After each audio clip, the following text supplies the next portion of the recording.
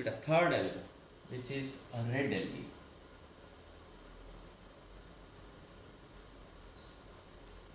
Red algae मतलब Rhodophyceae.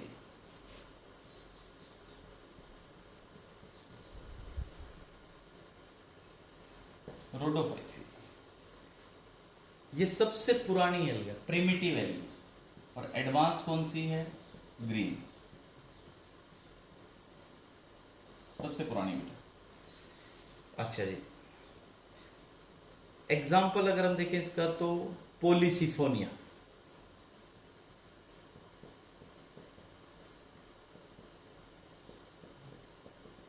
पोलिसिफोनिया most primitive algae. इनकी life cycle में कोई भी मोटाइल स्टेज नहीं है। देखो इसकी इंपॉर्टेंट बातें, no motile stage in life cycle. Yes बेटा। और कहाँ मिलती हैं ये मैरीन वाटर में मिलती हैं, वार्मर एरिया में। मैरीन वाटर हो प्लस थोड़ा पानी गर्म हो, वार्मर रीजन के अंदर मिलेंगी। बट कुछ ऐसी हैं, एक एक्सेप्शन है जो फ्रेश वाटर में, रिवर में भी मिलती हैं। Accept that is Batra कोस्पर्मम,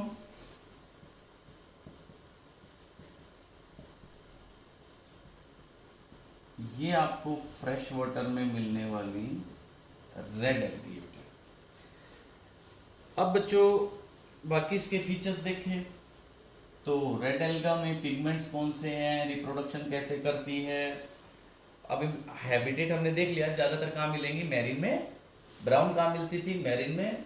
red जो ग्रीन थी वो मैरीन प्लस फ्रेश दोनों में मिलती है। इसकी रेड एल्गी होती कैसी है? रेड एल्गी जो है वो बेटा मल्टी सेलुलर है। और यूनिसेलुलर कौन सी थी? Green alga. ग्रीन में यूनि भी थे और मल्टी भी था बेटा। रेड एल्गी क्या है? मल्टी सेलुलर है। सेकेंड बेटा इसकी सेल वॉल किसकी बनी हुई है? सेलुलोज प्लस पेक्टिन की। Cell wall cellulose plus pectin plus इसके पास मिलता है बेटा पॉलीसल्फेट एस्टर्स भी इसकी सेल वॉल में। पॉलीसल्फेट एस्टर्स, एस्टर समझते हैं आप, केमिस्ट्री में पढ़ते होंगे। RCOOR एस्टर्स, O8 जिसके लिए टर्म यूज करते हैं बेटा। कुछ एल्गी सिक्रीट करती हैं calcium carbonate, some secrete CaCO3 and appear like corals.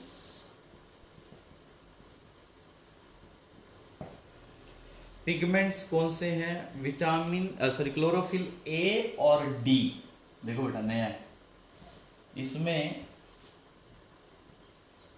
Pigments में क्लोरोफिल ए तो देखो यूनिवर्सल, आपको याद रखना सब में है। इसके पास एक मिलता है chlorophyll D.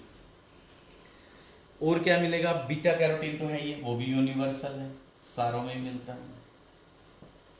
A D beta carotene और फाइकोबिलिन्स मिलते हैं इनके बाद। देखो फाइकोबिलिन्स जिसके कारण इसका रेड कलर आ रहा है वो कौन है? वो है बेटा फाइको अराइथ्रिन। आर फाइको अराइथ्रिन, तो ये मिलता है। ये कौन सा कलर दे रहा है इसको? Red colour. मतलब red colour of the alga phycoerythrin की वजह से। सेकेंड बेटा इसके पास मिलता आर फाइकोसियानिन, वो ब्लू का, तो ज्यादा ये मिलेगा ना, तो रेड कलर दिख रहा है। ओके, रेड एल्गी अगर सी में आप देखते हो तो सबसे नीचे मिलती है, डीपेस्ट इन सी। ठीक है बेटा। स्टोर्ड फूड क्या होगा इसके पास? देखो तीनों में डिफरेंस है, बहुत इंपॉर्टेंट क्वेश्चन बनता है यहां से। फ्लोरिडियन स्टार्च, फ्लोरिडियन स्टार्च इसके पास पिगमेंट है। ओके, कैसा होता है ये? ग्लाइकोजन और अमाइलोपेक्टिन की तरह का होता है बेटा। ए सेक्सुअल में नो मोटाइल स्पोर्स, बहुत इंपॉर्टेंट बेटा, ये डिफरेंसेस आते जा रहे हैं। सेक्सुअल रिप्रोडक्शन कैसी होगी? ऊगैमस, ओवा बड़ा यानी मेल पार्ट, मेल गैमीट बड़ा है, फीमेल छोटा है, तो सेक्सुअल वाली रिप्रोडक्शन ऊगैमस, ठीक है बेटे। और इसके पास कॉम्प्लेक्स पोस्ट फर्टिलाइजेशन डेवलपमेंट्स होते हैं, और इसमें भी अब एक्सेप्शंस मिलती हैं बेटा। इसमें एक पॉलीसिफोनिया है जिसकी डाइप्लोबायोटिक लाइफ साइकिल है, और बत्राकोस्पर्मम की हैप्लोबायोटिक लाइफ साइकिल है। यस बेटा। चलिए, सेक्सुअल और एसेक्सुअल रिप्रोडक्शन में, अच्छा अभी मैंने आपको बताया इसकी पोस्ट फर्टिलाइजेशन जो इवेंट्स हैं वो कॉम्प्लेक्स इवेंट्स होते हैं, ये ऑब्जेक्टिव के लिए। अब इसकी इंपॉर्टेंस क्या है? Economic importance. जैसे ब्राउन एल्गा से हमें मिला एल्जिन, जिसको हमने आइसक्रीम में यूज किया, पॉलिश में यूज किया, क्रीम में यूज किया। ग्रीन एल्गा बहुत सारे काम आती थी, जैसे स्पेस में लेके जा रहे थे हम उसको, ठीक है, फूड में यूज कर रहे थे। ये क्या काम आती है? इसमें एक एल्गा मिलता है बेटा रेड में, हार्वियेला।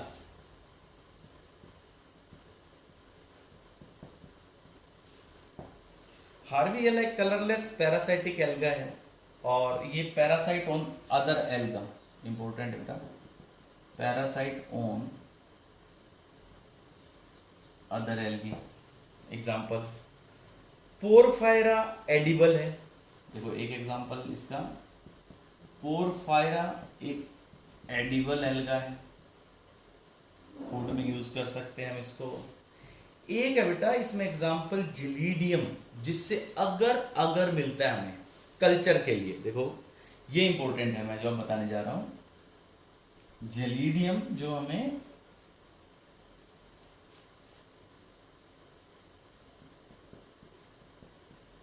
जेलीडियम, यस बेटा, और ग्रेसिलेरिया इसके साथ एक और एग्जांपल है, gracilaria, they are used as the source of agar agar. It is actually hydrocolloid which is obtained from these red alga. It is used to prepare culture medium. Used to prepare culture medium. किसी cell को grow करवाना हो ना बेटा तो ये medium use होता है, और इसको यूज करते हैं आइसक्रीम में भी, जेलीज में भी।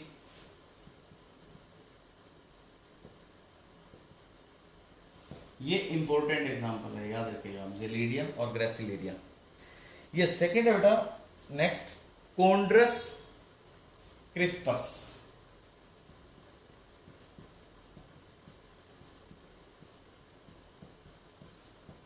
कोंड्रस क्रिस्पस, इससे मिलता है बेटा कैराजिनिन।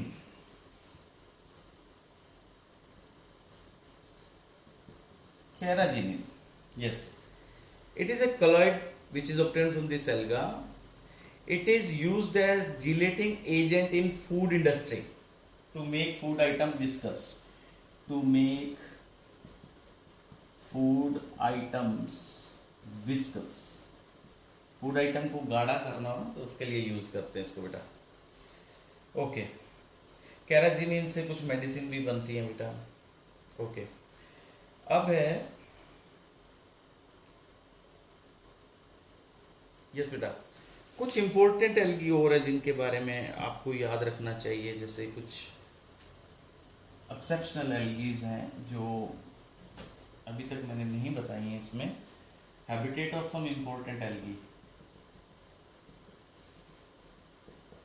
ये ऑब्जेक्टिव के लिए आपकी इंपॉर्टेंट है बेटा। इसमें ये नीट का है, इसमें बेटा जैसे टर्म यूज करते हैं एपिजोइक। एपिजोइक का मतलब एल्गी जो which is present on animals? Algae present on the body of animals. AP का मतलब आउटर सरफेस, जो उस एनिमल्स की अपर बॉडी पे जो प्रेजेंट हो वो कौन सी हैं? एक तो बेटा जैसे example cladophora, cladophora this is present on mollusc shell, mollusc इसकी शेल के ऊपर मिलती है। सेकेंड एग्जांपल है बेटा सियानोडर्मा,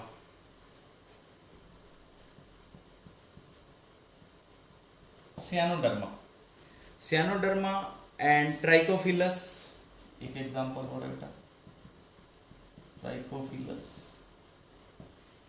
ये कहां है बेटा? प्रेजेंट ऑन स्लॉथ बियर,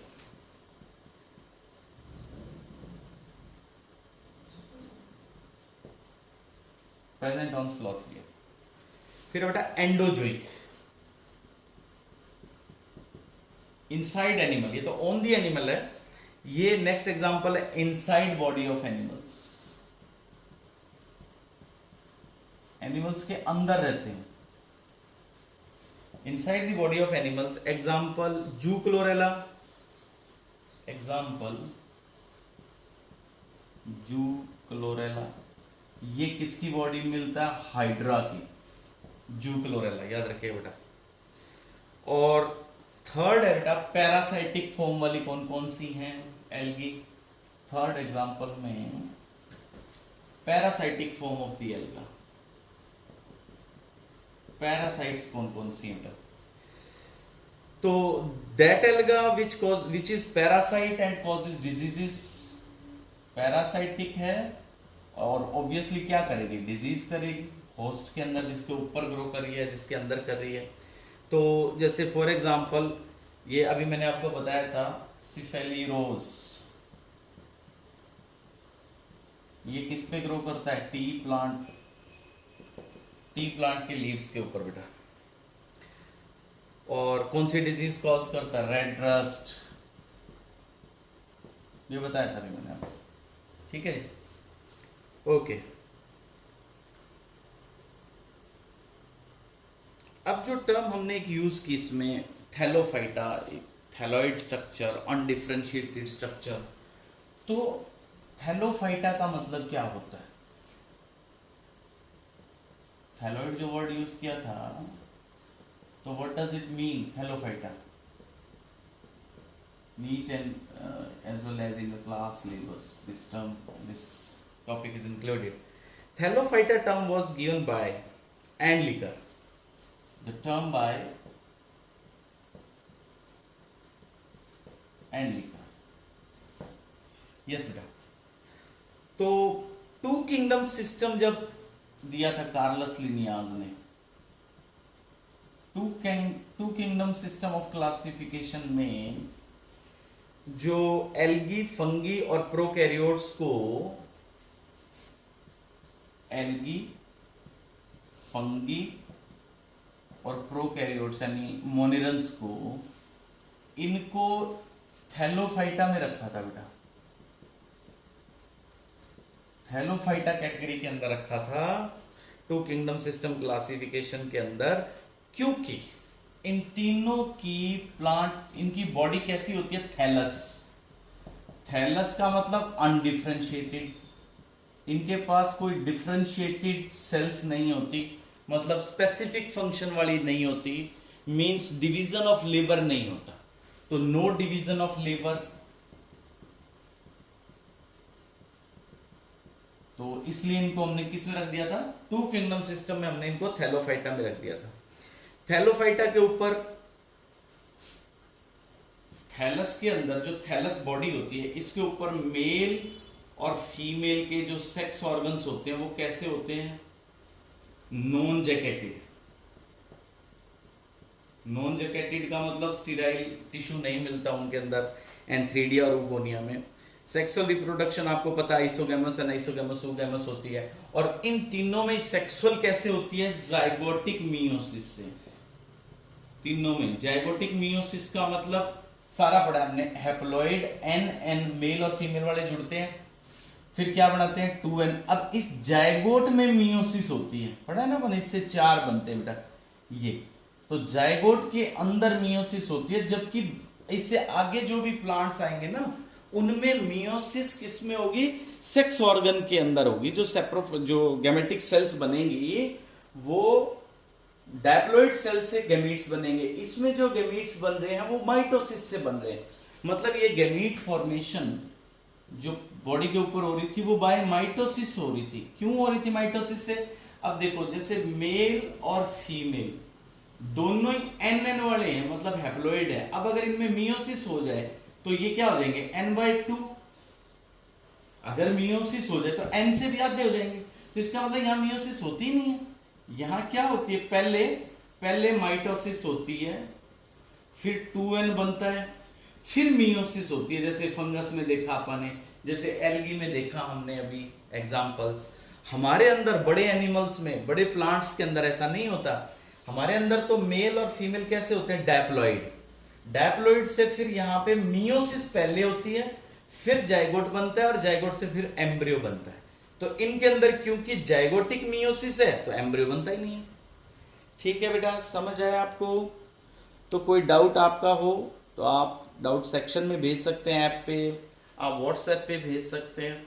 जो भी टॉपिक्स इस वीडियो क्लास में हो रहे हैं बेटा, इनको अच्छे से सुनना, इनके नोट्स बनाने आपने, ये बहुत काम आएगा बेटा आपके। बहुत डिटेल में एक एक टॉपिक हम अच्छे से पढ़ रहे हैं, तो आप इनके नोट्स बनाइए अच्छे से, ताकि 2 साल तक वो आपके पास मेंटेन रहें।